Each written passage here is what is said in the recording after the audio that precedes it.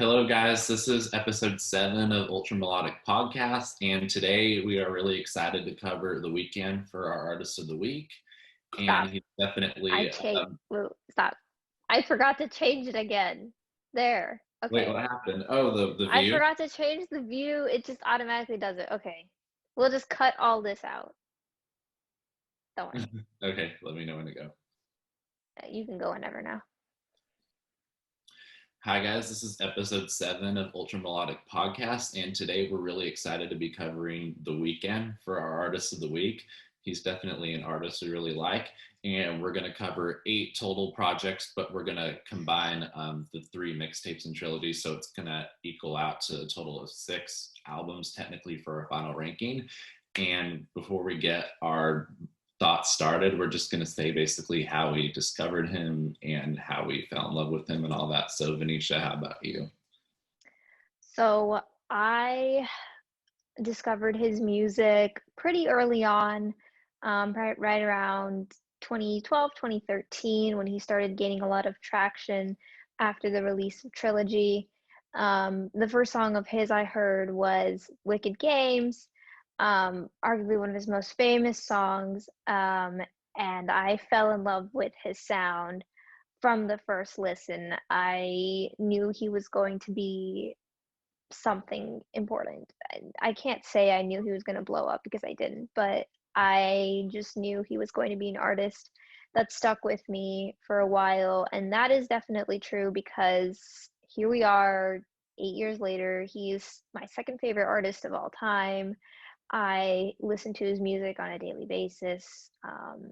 I just, and I actually saw him in concert as well for his Starboy tour. So I was very excited to get those tickets. Yeah, I love him and his work, and he's going places. He is going places. Mm-hmm. Yeah, I agree with that. So I'm not an OG Weekend fan. Like I can't be that because I discovered him kind of when a lot of the general public discovered him. So I think I'm pretty sure Love Me Harder was the first one I heard. Now that I'm looking back at the release date, it was released a little bit earlier in 2014 than Earned It came out, which I think is the second one I heard. So that's, Beauty Behind the Madness when it got really big. That's when I first heard of him. I went back to listen to Trilogy a bit later and Kissland. But ever since then, I basically just listened to all his projects when it came out, and I've just really loved him. I just ever since I've heard his voice, I just really love his voice and his production, and he's really versatile. So he's definitely a breath of fresh air. I feel like he's easily differentiated from a lot of the popular artists we have now, and I really like that about him. So yeah. But now we're going to get started into our thoughts, our in-depth thoughts onto every single project that he has. So starting off with Trilogy, released in 2012, his debut comprised of 3 mixtapes. What do you think of that, Venetia? So I think this is his best work, in my opinion, all together, all 3 mixtapes put together. And I think for a lot of his fans, this is the sound that we fell in love with. Mainly the OG fans, but a lot of people did listen to Trilogy before getting into a lot of his other work. And, this is a sound that people very much enjoy and sounds very authentic to him. So, as you said, it's comprised of 3 mixtapes: House of Balloons, Thursday, and Echoes of Silence. And on Spotify, you can see the difference. It'll break it down for you. It's in that order. House of Balloons is the first 10 songs. Thursday, and then Echoes of Silence. It's in that order. So House of Balloons is the first 10 songs. The original version is actually only 9 songs, but the 10th song was added later. I think it was 28, I think is the 10th song. So that came in as an addition when he put all 3 mixtapes together as an album called Trilogy. It was not on the original version. The original version was only 9 tracks. I think House of Balloons is easily his best work. It is my favorite of his projects. Like House of Balloons itself is my favorite of his projects, and it's my second favorite project of all time. If you guys watch that video of ours where we talk about our favorite projects, everything that is just perfection. That mixtape is just perfection. It's got an incredible sound. It's got incredible lyrics. I mean, from start to finish, I don't see it doesn't lack in anything. You know, I don't really see it slowing down anywhere. It's good, good, good. It's consistently very good throughout. There may be, you know, one weak song, but that's not necessarily because the song itself is weak, is because I don't like Coming Down as much. That's literally just a personal thing. I know many people who love it. That the song isn't bad. It's just, you know, for a personal preference thing. I mean, for this to be his first release says a lot about him as an artist, because, you know, people's first releases aren't most often are not their best work, right? It's surprising when it's their best work. And this is, for me, this is what I think is his best work. And some people do tend to agree that his first release was his best, which just shows like what he's truly capable of. You know, this was before he had any big, you know, labels or anything. This is just him just putting in the work, creating the music that he wants to create, and he just released it, I think, on YouTube under like a pseudonym or something like that. And people saw and people listened and they loved it. And that's just an incredible start for the Weeknd. The Weeknd was like homeless for a year or something like that. He has like a very he comes from nothing, really. He came from nothing in Toronto, and he did and this was his first release, and everyone loved it. And ever since then, he's just been doing well. It just says a lot about him as a person and him as an artist. He's dedicated to his craft. Um, Thursday and Echoes of Silence are the following two mixtapes. They aren't as amazing as House of Balloons, I don't think. Again, that's not saying that they're bad in any way. They're actually still quite good. It's just House of Balloons is so good that the other two pale in comparison in a way, because it's definitely tough to beat that first act. But they still have very high highs, and I wouldn't consider any of these songs his worst. So overall, I think the whole album is very well put together, and I do like the addition of the 10th track, because I think Valerie was a 10th track, and Valerie is one of his best songs, easily one of his best songs. So I'm very glad that that was added as a bonus track on the album. A couple other notable tracks: House of Balloons, Glass Table Girls, Wicked Games, Loft Music, The Morning, High for This, 28, I've already mentioned Valerie, Rolling Stone, The Zone, Heaven or Las Vegas, DD, which is also Dirty Diana. It's a cover of Dirty Diana by Michael Jackson. Montreal, Next, and EXO, the host. I mean, there's 30 songs on here. I listed at least half of them. Like, that's how good this is. And the only negative I see is that I can understand why newer fans wouldn't be fans of this. It's a very different sound than what he's it's not very different. I take it it's not very different, but it's still different enough from what he's doing today. Mm-hmm. I'll explain when I get to his later work why I think it's not as different as people say it is. But overall, incredible. Yeah, I think this is when I first really, even though I knew who The Weeknd was, I said I was an OG fan, so I didn't listen to this when it came out, but I listened to a lot of his other stuff. And then when I went to this, I feel like I finally understood who The Weeknd was. Even though he had been a huge pop star, you know, having these hits, I didn't know who he was till I listened to this. And it all really clicked that he's definitely like just such an artist. And this is just him, you know, really doing what he does best at. You know, I'm just going to get to the chase. This is also my favorite. House of Balloons, I should say, is my favorite project by him. And it just, but you know, like all the mixtapes, you know, don't fall short either. So just starting out with House of Balloons first, this is the one that just really is my favorite. I'm in love with the production about it, his vocals, the lyrics, everything combined is just the strongest in my opinion. And especially this year, we know I didn't hear the original mixtape previously. I think I heard it maybe once on SoundCloud, but he finally put it on streaming services this year.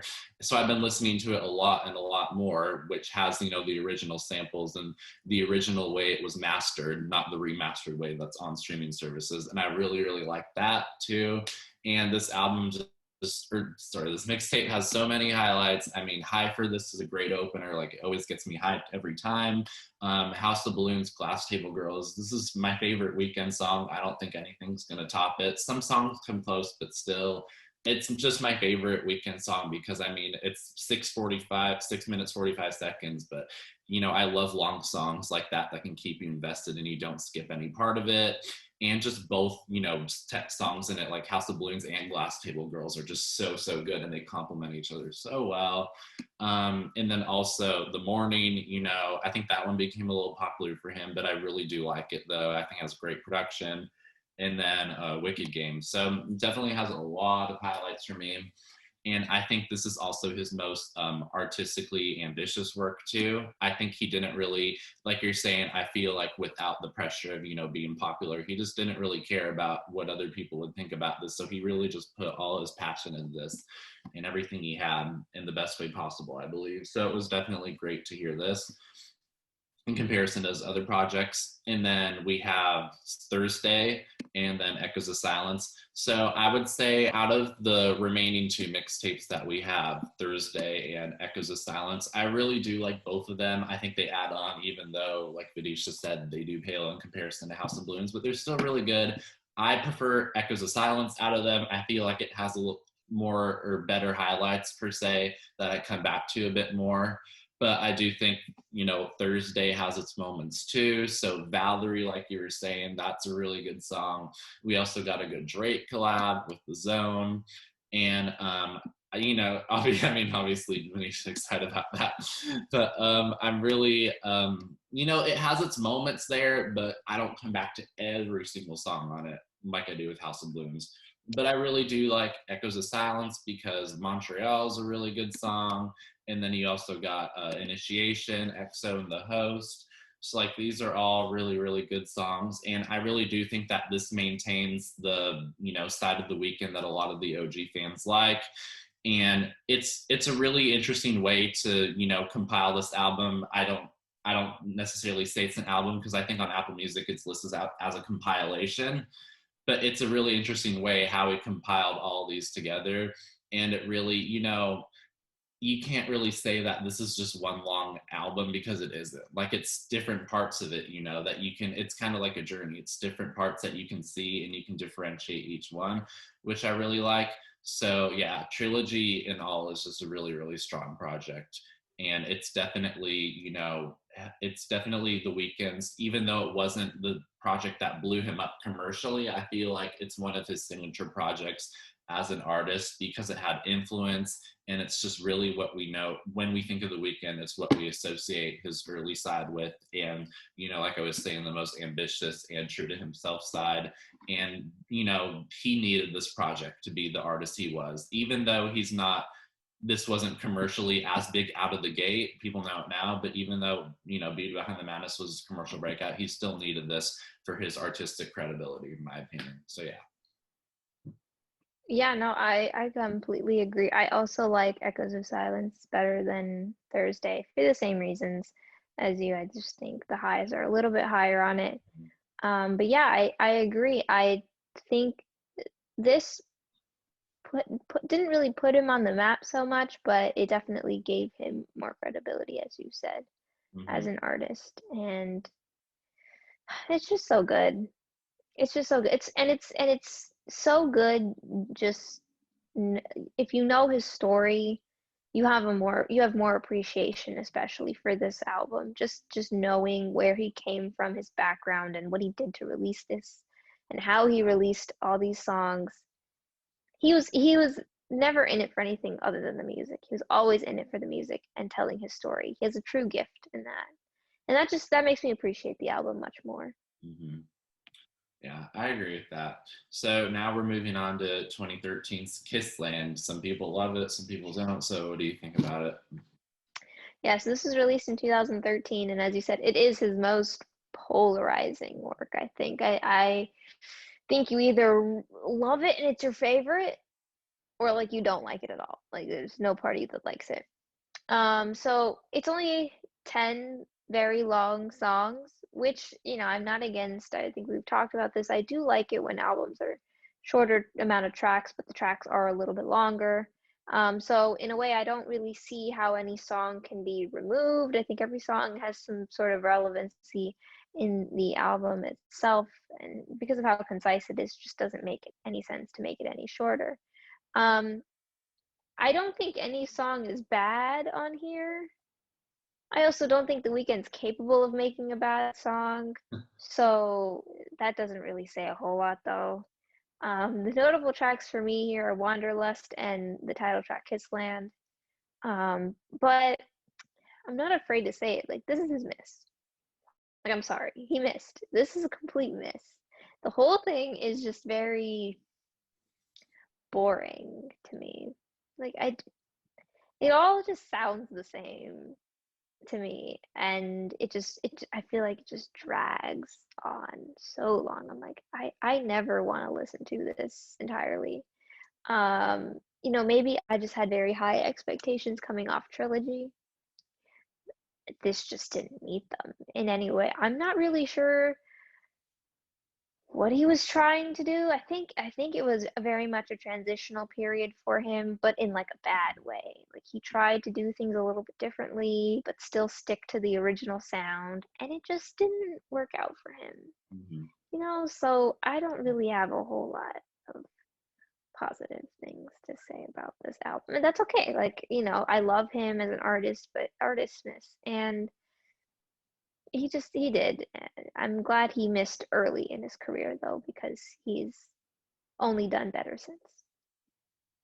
Hmm. Yeah, I think I'm mostly with you on this one. I'm just gonna say off the bat, like not his best.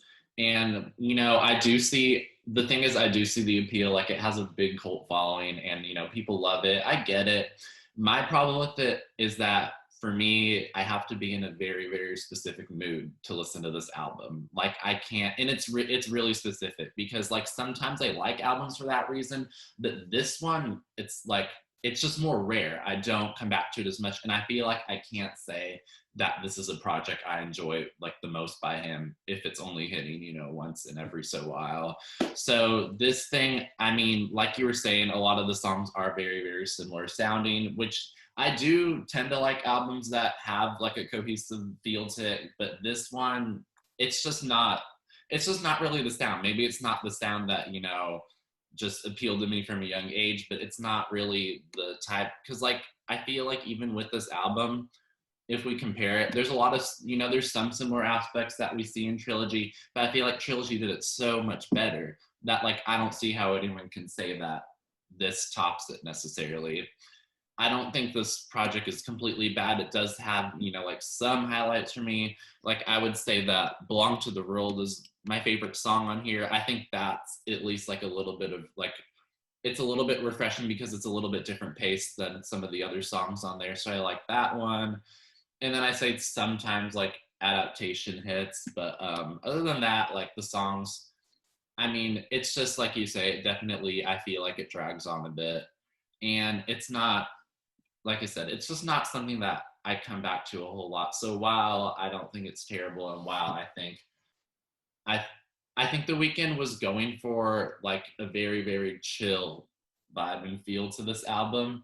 Like maybe he was trying to sell that after Trilogy, and like people like that about him. But for me, I do like some songs like that, but I also like a lot of songs that are different styles sprinkled in. Like we got on House of Balloons, which is why I said I like that album. So this one, it's kind of there's a lot of things that are weighing it down. And I feel like it'll be interesting to see like how where does this project stand out in his discography like at the end of the day. Like it'll be interesting to see like will it still have the cult following it has now, or will it be like more appreciated in the future?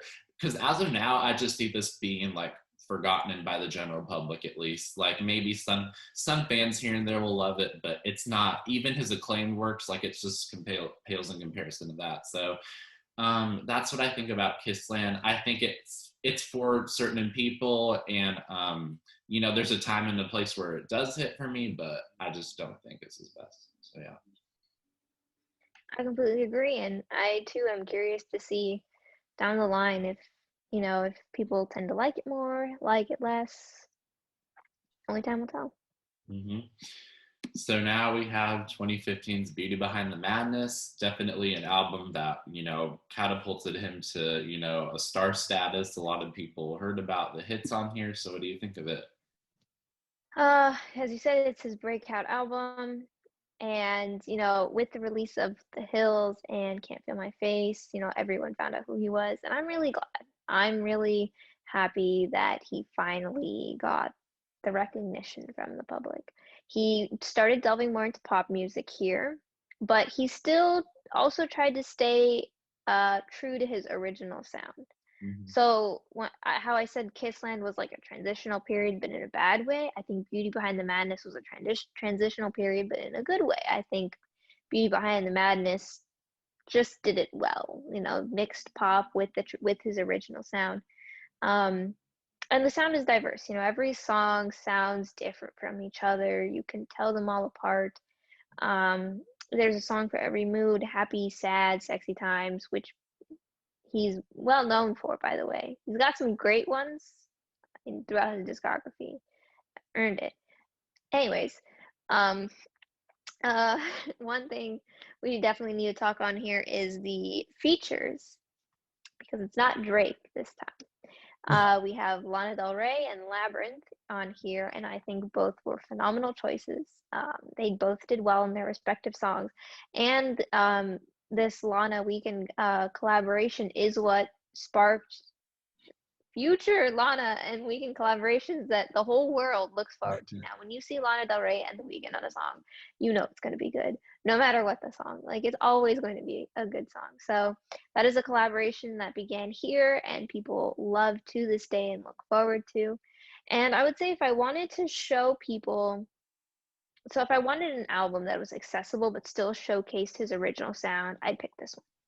I think this is an album that people who don't know him or don't listen to him very much um, would enjoy, but it also shows like, hey, this is who he is. This is his sound.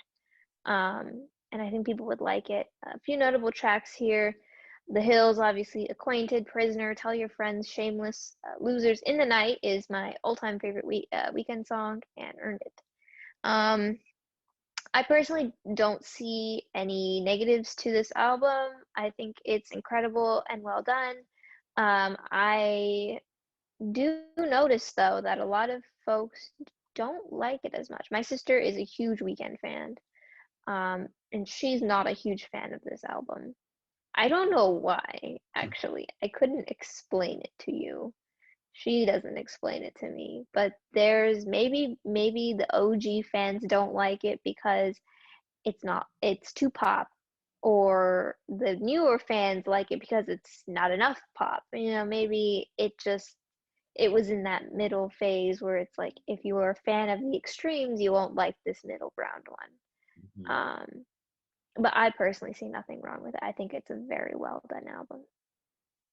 Yeah, that's interesting you say that because my friend, Maya, if you're watching this, but she's a huge Weekend fan. Like, she's an OG fan, and this is her favorite album. So that's definitely an interesting thing. But yeah, this album definitely reminds me of her a lot, and I really do love this album. I mean, like you were saying, it does have a lot of pop elements, but I think it does it in a way that doesn't completely alienate his fan base, unless you're saying that the consensus isn't good on here. But from what I've heard, it's actually pretty good. But I really do think that this album is just very, very good. I feel like it was inevitable with him building like a cult fan base with like Trilogy and Kissland to like have an album like this that would essentially, put him into star status, where he would incorporate a pop sound, because his voice is so versatile that he could pull this off, like he did. And I think he did it in a really, really good way. This is the album where I first really heard about him. So some of the songs that I really like on here would be Real Life, Losers, The Hills, In the Night, and then Prisoner, obviously with Lana, and then Angel, and then going back to Prisoner, my second favorite Weeknd and Lana collab. Maybe not into what we're going to talk about in the future, but I really, really do like Prisoner, and obviously I love Lana, so I'm just going to love that song. But yeah, there's just like, I mean, I listened to like half of the album as highlights. It's just really, really good. there's like you said, there's something for everyone. That does make sense what you're saying, like to show someone, an album to listen to by the weekend that shows the most sides of him. I feel like this is a really, really good one. And just song for song, it's really, really enjoyable. Now, my problem with this album, and I could see why people like say this isn't a complete masterpiece. I think the thing holding it back is more of an overarching thing. It's not the songs, because I don't think there's really filler. I think it's just that this album doesn't have the artistic edge, or a lot of the things that the people fell in love with the Weeknd. It doesn't have that side of the Weeknd that House of Balloons has. It doesn't have the innovation. It does on some songs, but it doesn't really do it to the extent. And I feel like that is kind of the trade-off some people have to make when they're making an album that kind of catapults them to a new status.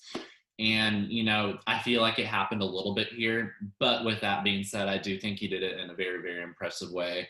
I just think its quality would be a little bit limited with that, but I do think that, like, song for song, this is like easily one of his strongest. So yeah, I enjoy this album. It's interesting that you say it lacked a little bit in the innovation. In a way, I do agree. I do agree. I don't think it was as innovative as his first work, but it couldn't be so much. Yeah, that's what After I'm it saying. Yeah. yeah, like it's been done Hmm. and you want it to be innovative, but like how much more innovative can you get? That's a Yeah. really good point actually. I didn't even think about it in that way. You're right. Well, that's what I'm saying. Like, he didn't have a choice. So it's not, it's not a bad thing in that sense. I just think when we're assessing the album, looking at it, then that comes up. That, I mean, when you're trying to understand why some people don't like it as much, then I can see why. But yeah. Yep. So now we're moving on to 2016 Starboy. What do you think of it? So Starboy was a commercial success.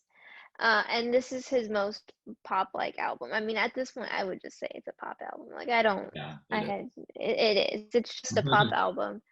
I think this is his most fun listen. It's got a ton of upbeat, peppy songs. Mhm, Um, and one thing I like to point out is The Weeknd makes sad songs to a happy tune, mhm, just in general. So I'm sure a lot of these songs are actually very sad. They're just to an upbeat tune, so you can't tell. mhm, Um, yeah, so overall, it's it's fun. It's also his most accessible, I think. I doubt people would find it difficult to like find a favorite. I don't think it'd be hard for people to find a favorite song off here. Um, like it's pop music, so it's pretty easy to like find something they like. The features here are once again incredible, and I do need to point them out because I think this is his best set of features. He doesn't do a whole lot of features anyways, so when he does, they're incredible. So this album had Lana Del Rey once again coming in with that. He got Kendrick Lamar on Sidewalks, which was also incredible. He got Daft Punk on 2 songs, also incredible, and he got Future, which was fine.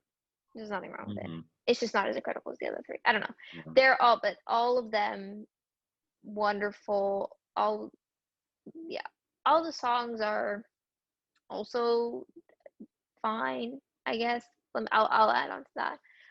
For me, notable tracks were Party Monster, Reminder, Secrets, True Colors, 6 Feet Under, Ordinary Life, Love to Lay, A Lonely Night, Die for You. Okay, wait, I just listed the whole album. Okay, it was okay. It's hard for me to pick notable tracks. I love his work too much. My Yeah. gosh. Okay, fine. Let's talk about negatives now. It's got some questionable songs, okay? Like Rockin' and False Alarm. And I can say that they're questionable because I love them, but dear God, are they weird? They're so weird. Like, especially for him. Like when I hear False Alarm, I'm like, what am I listening to? I'm like, is he screaming? Is this what did I like go to a heavy metal concert all of a sudden? What happened? But I love the songs. Like I love them, but they're weird, and I know why people don't like them. Um, with that, I think Starboy's a little too long. I can easily find a few songs. Okay, yes, I almost listed the whole album as notable tracks, but there's like 2 or 3 I didn't list, okay? And those are the ones that I would trim off the album. Because while the while the songs are good, they all really do sound the same, and it starts to get a little tiring after a while, but not in the way as it's not boring like Kissland. Like Kissland sounded the same and was boring. Starboy isn't boring, but it still sounds the same. So I guess that's a good part. Yeah. And as he transitioned fully into pop, we did lose again more of that authentic sound of his that he entered the music industry with, which was a little sad. But he's gaining his rise into fame. He's has a record label and all of that.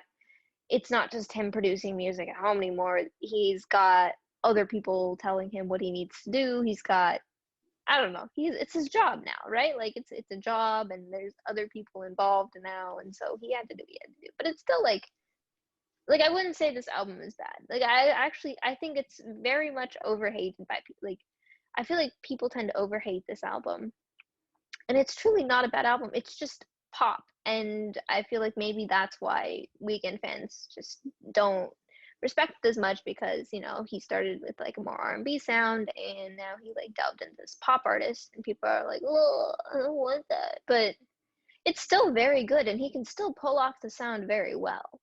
And I saw him, as I said earlier, I saw him in concert for this album, and the man can put on a performance. Like he was good. I was screaming, I was like fangirling over him. He's got he has amazing vocals. Oh my god. Oh my god. This man doesn't need auto-tune. No auto-tune. And his stage presence, also incredible too. He has a way of commanding the room without even trying. Okay. Anyways. That's so cool that you saw him there. I would definitely want to. But Starboy, I like this album. I hate when I think people do too much on it. Like I personally think, like you said, it's a fun listen. We don't need to be like super critical of it.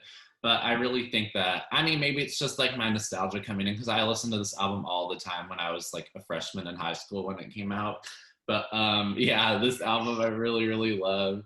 And there's a lot of highlights on it. So if I would have to choose, Party Monsters, one of my favorite ones. That song's just hit since the first listen. Then we have Secrets. I think that song's just great melodically. And then we have Stargirl. Oh my God. So I was saying that Prisoner was my second favorite Weeknd Long Clown, because Stargirl interlude is so amazing. And I can't get over this song, because as a super Lana Del Rey fan, like this song is some of her best work. And I can literally say that, even listening to her own work. Stargirl interlude, like I always say to like Lana Del Rey fans, I'm like, don't forget about it. Like it should be up there in your favorite songs too, because literally, I don't know why this wasn't a full track. Like, I don't know. Like if this was a full track and they actually like added another 2 minutes to it, I'm convinced that this would be like one of my favorite songs ever. No joke, like literally no joke. This song is so, so good. I can't get over that. It's just like both of them sound so good on it. Sidewalks is so good with Kendrick on there. Even though his verse like isn't the most crazy thing for Kendrick, I think the production on this song is really, really good. And yeah, it's one of my favorites on here. And then what else is there? Now that I'm looking at it, I feel like I just realized now that I was listing all the highlights, there's like hardly any on the second half. So I guess that might be a negative, that the first half is stronger than the second. But I do think that the main problem with this album, like you were saying, is that it's bloated. 18 tracks. I mean, we always say every time we go over an album that's this long, there's always filler. And there just is with this album, and the style didn't really help, honestly. Like it didn't, I feel like it just should have been shorter. So like some of the songs you were saying, so False Alarm, I hate that song. Like it's just so corny to me. I'm sorry. Like I just don't, I think it's objectively bad and I don't like it either. So yeah, sorry, Abel. But Wow. sorry. I'm sorry. Objectively bad? Objective. Listen, he doesn't make bad music, okay? It's his first objectively bad song. I'm sorry. Okay, and then let's see what other songs are there. There's some other sinkers on here. What is there? Love to Lay is like okay. Sometimes I enjoy it, sometimes I don't. Um, Ordinary Life kind of like drags on a bit. Again, it's okay, but not my favorite. Sorry, I didn't know it was a favorite of yours. This ain't ordinary life. Love to Lay and Ordinary Life grew on me so much. Like Sorry. I Maybe I love need my them time now. then. Oh Maybe God. I need my time for it. And then also the Future collab, All I Know. I don't really like that one. So those are maybe the ones I would cut, but it's kind of hard to, consider this one of her best one of his best albums. But I think that in comparison to Beauty Behind the Madness, like I was saying with how that lacked a creative edge to it, this one also kind of lacks that, but I think it also has more filler than that album. So that's why I think that this album could be considered weaker, because the quality of songs just, even though it has a lot of songs I enjoy, I feel like the quality of songs don't measure up as a whole, especially with 18 songs. So yeah. Yeah, that's fair. I'm definitely gonna have to really sit here and think about the songs that you listed as not as great. We can discuss this later, Dylan. I'm sorry. I'm just messing. Yeah, no, I No. completely. I mean, yeah, they all start to kind of just mesh together, and Mhm. they lose a little bit of uniqueness to them Mhm. just because of how long the album is. So it just kind of depends. Mhm. Yeah, so now we're going to 2018's My Dear Melancholy. It's an EP. It has 6 songs. So what do you think of that? Oh my God, this is sad. Oh my days, this is sad. Like, so this, I think this EP came out of nowhere. He just like released it one day, and the world was like, he released. And I think he just ended a relationship. I want to say it's with Selena Gomez. I think it was with Selena Gomez that after that relationship ended that he released this. So man was in his bag. He was just sad. So it's short. It's an EP. I don't really have a whole lot to say because of that. Like with his other works, I don't think there's a bad song, and I think it's pretty consistently okay songs, with Mhm. the exception of "Call Out My Name," which is top 10 The Weeknd. That is an incredible track. Yeah. Um, so I my notable tracks are "Call Out My Name" and "Try Me." I just personally this EP is too sad for me to listen to it. Like I have to be sad to listen to it, and I don't like listening to sad music when I'm sad because then I just get more sad, and then that I don't like feeling sad. Mm. It's a whole thing, really. It's not so yeah, I don't really turn to it as much, but I think I think if I had to look at it, objectively, and I know you can't technically look at music objectively, but I'm gonna do my best here. I actually think this is like very well written, well produced. I think it's like done well. I just don't like the subject matter. I don't like the way it sounds. That's all, because it's just sad to me. Um, so the negatives are I would never suggest anyone to listen to this unless they're really sad. Like, I have no reason to suggest this EP to anyone. If someone's like, "Hey, Yeah. suggest some Weekend music," I'm not gonna tell them go listen to My Dear Melancholy. Like, Yeah. I don't want you to be depressed in listening to him. Yeah. That's not the whole point. Um, so I don't think this is an accessible album at all. I think this is very much you got to be a certain type of person and or in a certain type of mindset to listen to it. Mhm. And he collabs a lot with Geseffelstein. I think that's how you pronounce it. But like these collaborations don't even compare to Lost in the Fire. That is a top 20 Weekend song. That isn't well, it's a collaboration because it's technically not his song. It's Geseffelstein's song, Yeah. but he sings in it. But that is incredible. I mean, Lost in Fire. I heard Lost in Fire, and I was like, oh, this is gonna be good. And I listened to this, and I'm like, no, this Lost in the Fire came afterwards. I don't remember, but after I heard Lost in the Fire, and then I heard these again, I was like, Yeah, these are actually pretty terrible in comparison. Hmm. That's harsh. Okay, but they're not bad. Every song still like I will continue to make the claim he doesn't make bad music. It's just not for me. This is very much a it just depends on the person. This is the most case by case album that he has, I think, because I don't see anything wrong with it. I just think if you don't like the sound of it, you won't like it, and if you do like the sound of it, and if you like the sad stuff, you'll like it, and that's it. Hmm. Yeah, I can't help but to think that he kind of wanted everyone to know he was sad because like this is just a random EP in the middle of both of his releases, and it's kind of like, barely any people do that, so it feels like very circumstantial.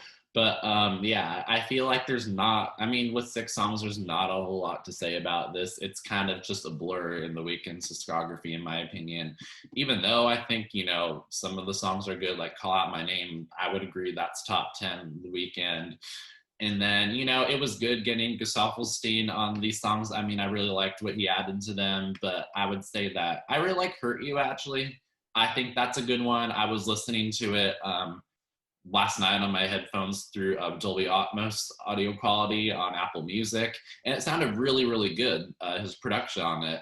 So I really, really do like that one. And then, the other songs, I would say that they're pretty middle of the pack Weeknd. They're not bad, but they just don't really stand out. And it's kind of hard to, obviously this EP has a theme of sadness and all that, but it's just kind of, it's not something that I go back to either. So while I do think it does have some songs that are like above average the Weeknd, it also has like some songs that just are kind of, it's just there. I feel like this EP is just there, It's not it's not a terrible EP, but it's also not one that's like, okay, like this is one of the best EPs, the last decade. Like, so it's just kind of, I don't know. I don't have a whole lot to say about it. It's just kind of a blur.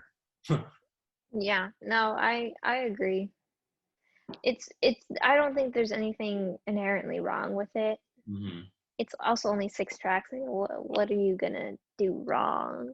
Yeah. Um, it's very much just if you like the sound, you like it. If you don't, you don't. And that's pretty much it. So I feel like when people say like, "Oh, I don't like it," it's not saying like, "Oh, it's bad." It's just like I just don't like the sad music part of it. That's it. Yeah, that's pretty fair. So now we're moving on to 2020's After Hours, definitely a popular album, loved by many, but snubbed by the Grammys somehow, which we're all mad about. But yeah, what do you think of that? Before we get into the Grammys, before we get into the Grammys, I call this the return to his original sound, somewhat. Parentheses, somewhat, because this album is the perfect blend of his old sound, the one that he started off with, and this newer pop sound.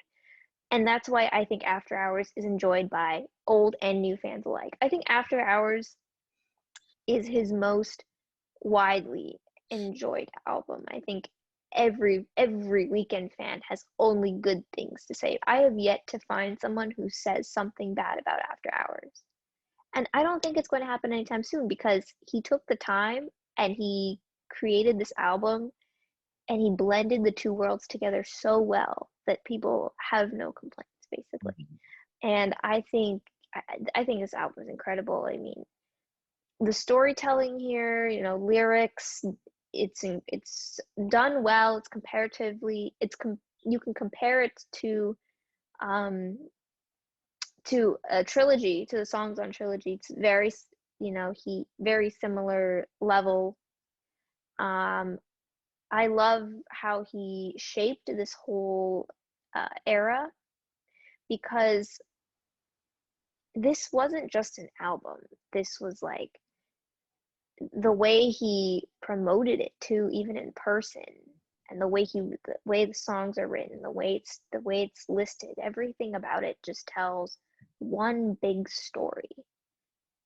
The fact that albums tell stories, the fact that he like added that story into his own life, the way he would dress up on red carpets and things like that, all it's incredible. It's incredible to see because we got to actually, I feel like this is the first time we truly got to see this artistic side to him. We always knew it was there, but he took the artistry and he's like, you guys want to see me be an artist, a true artist. Let me show you what a true artist does. And he built this whole era. He built this whole story revolving around the album, himself, and his life. Like through his promotions and that he added to the album and the music videos, of course. And I didn't realize how much like artistic vision he has until After Hours came out, and I was like, no, he is incredible. Like, he's a genius. I love it. And I wholeheartedly believed he was robbed at the Grammys. I think everyone with like common sense believes that, or anyone who's heard the album believes that. And like, I know that they shouldn't matter and everything, blah blah blah. But this was the album of the year. If there was an album to define 2020, this was it. And it sucks that he put in so much work and so much effort into this, and like you could see how much he did for this. And he got the Super Bowl, and you saw how much work he put into that. And like he ended up not getting the most coveted award. Like winning a Grammy is still a huge deal, you know? And it's just disappointing that an artist can truly put in such incredible amounts of work, create an album that will probably be a classic down the line. I'm sure if he's going to have an album that's a classic, it probably will be this one, if not trilogy or both. And like, he didn't get anything from it. And Grammys wise, he won a bunch of other awards. It's just so disappointing to see true artwork just glossed over for whatever reason. Yeah. A part of me wants to believe that they didn't nominate him because he would just sweep every category because his work was just that good. I want to believe that. Yeah. I don't want to believe that there was any sort of other reason. I don't know. And now I'm really sad that he's not going to send in his work anymore. He told his label he doesn't want his work submitted for the Grammys. And like, again, they don't matter in the long run, but at the same time they do, because when you talk about the greats, you know, you always bring up the Grammy wins. And Michael Jackson, we still talk about how many Grammys he's won, right? Like, who cares how many Grammys Michael Jackson has won? Like, we still mention it, you know? We still mention Tom Brady has 6 rings. Who cares if Tom Brady has 6 rings? I mean, he's good outside of that, but like, yeah, I was like heartbroken. I was like, you could tell how much effort he put into this, and like truly how much effort he put into this, and like it just was all for a waste. He didn't even get a nomination, which sucked. You know, even being nominated was important. If he didn't win the award, at least he was nominated. He wasn't even nominated for anything. But my notable tracks here, the whole album is good. Alone Again, Too Late, Escape from LA, Heartless, Faith, and After Hours are my personal favorites. And I don't really see very many negatives to it. There's maybe 1 or 2 tracks I'm not like a huge fan of, but that doesn't really say anything about the tracks. That just means I just don't like them. So. Yeah. It's definitely like pretty disappointing that he got snubbed from the Grammys. I just remember seeing those nominations and I was in shock. Like, I was completely in shock because like I predict Grammys like every year, and I was like sure The Weeknd. I thought this was The Weeknd's year. I genuinely thought that. I'm like, okay, he's probably going to win Album of the Year, but if he doesn't win that, Blinding Lights is easily going to win Record and Song of the Year. Like, I've never been so confident in a song winning Record of the Year more so than Blinding Lights this year. Like, I was like, no one else is going to win. Like, it has Max Martin on it. Like, it's the perfect pop record. But I mean, yeah, that does suck. And like you were saying, he really put in effort to have a proper era, especially in quarantine. You know, Duo with Future Nostalgia was like the only other one we really saw. So them, you know, having this full-fledged era with, you know, like The Weeknd going to all those award shows and the statement he's been making with like, you know, all the aesthetics for this era, wearing that red suit, you know, it's like makes it easily recognizable and pinpointed with the blood and stuff. The blood and the bandages and everything. Yeah. voice has that. It is really, really good. And the performances themselves were good. So that definitely made the music come to life more. And this album, when I first heard it, I was like, okay, it's good, but like I feel like I'm missing something. But then it just grew on me. So I don't know why the first listen I didn't like it, but I just all of a sudden like loved it more. So like it's one of my favorites now.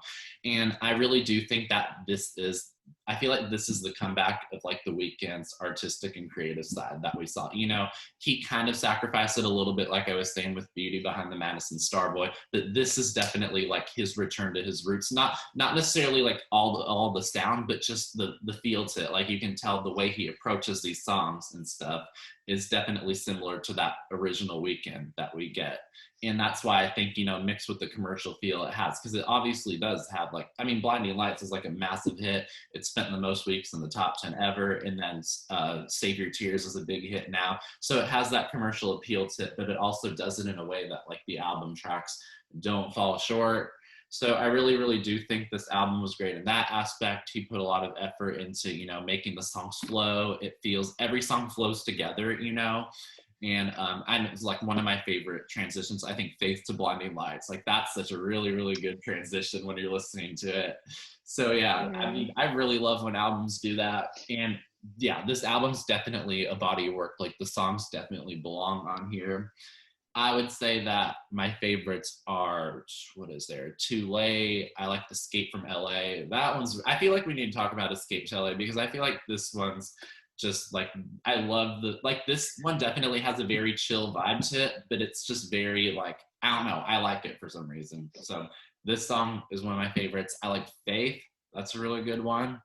I still like Blinding Lights. I'm not gonna get turned off by it just because it became popular. When I first heard Heartless and Blinding Lights came out the same day, and then Heartless was pushed a little bit more, so it debuted at number 1, and Blinding Lights only debuted at like number 11, I think.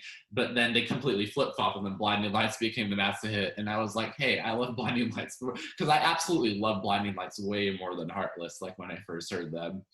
But and then we also have, let's see, After Hours. Oh my god, the title track is so good.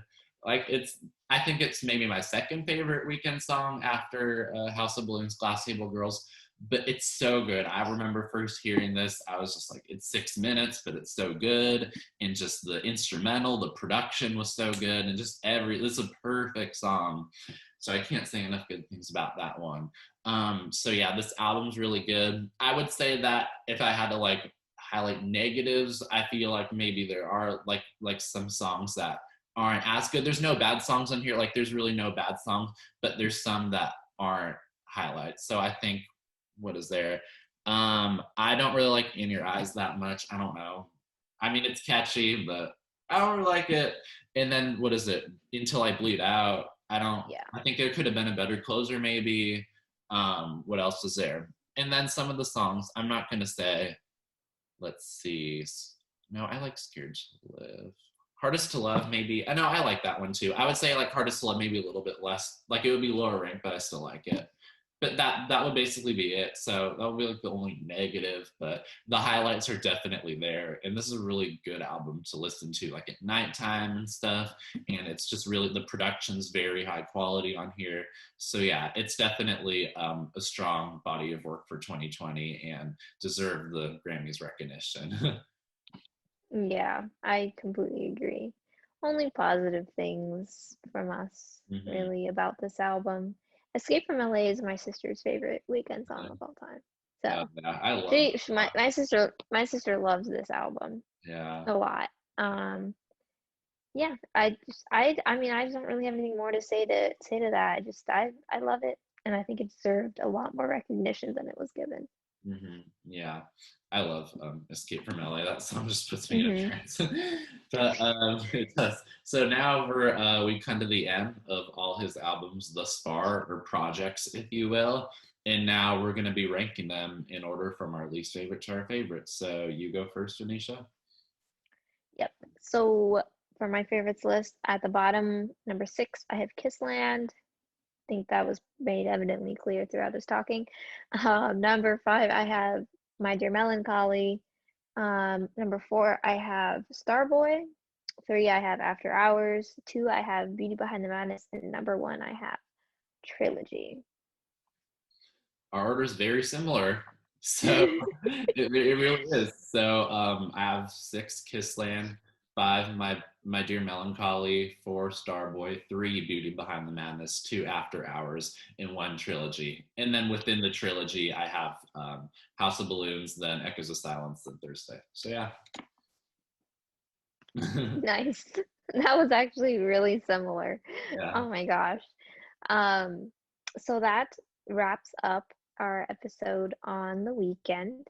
We want to thank you all for watching and joining in with us. We had a lot of fun with this one. Yeah, I know I did because he's my favorite. Anyways, yeah, so we had a lot of fun with this, and we hope you enjoyed listening to us as well. Our next episode is going to be your hot takes, but us reacting to them. So be sure to post your hot takes either in the comments section or YouTube video or on either one of our TikToks or our podcast TikTok or our podcast Instagram, or you can DM us through our podcast TikTok and Instagram.